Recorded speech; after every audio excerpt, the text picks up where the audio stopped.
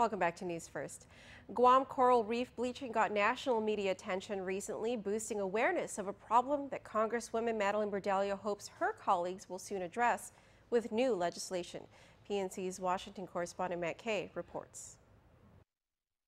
Bordallo reintroduced her bill to reauthorize the 2000 Coral Reef Conservation Act in July. A few weeks later, in early August, the Washington Post wrote, "The reefs around Guam and nearby islands in the Marianas Chain have been ravaged for 3 years, with the pattern expected to continue for the rest of this summer."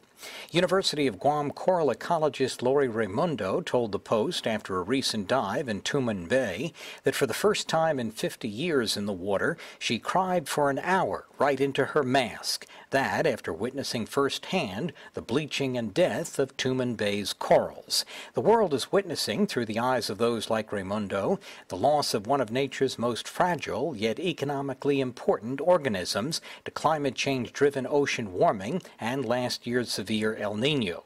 Congresswoman Bordallo, in written remarks to Congress, says, unless the U.S. acts in conjunction with the global community to protect the coral reefs, their condition will continue to degrade.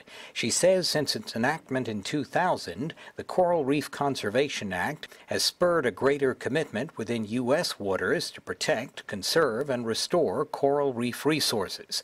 The Congresswoman's reauthorization bill promotes international cooperation, expands emergency response tools, and sets up new community-based planning grants. It also codifies in law the U.S. Coral Reef Task Force to coordinate U.S. efforts to promote coral reef conservation and sustainable use of the reefs.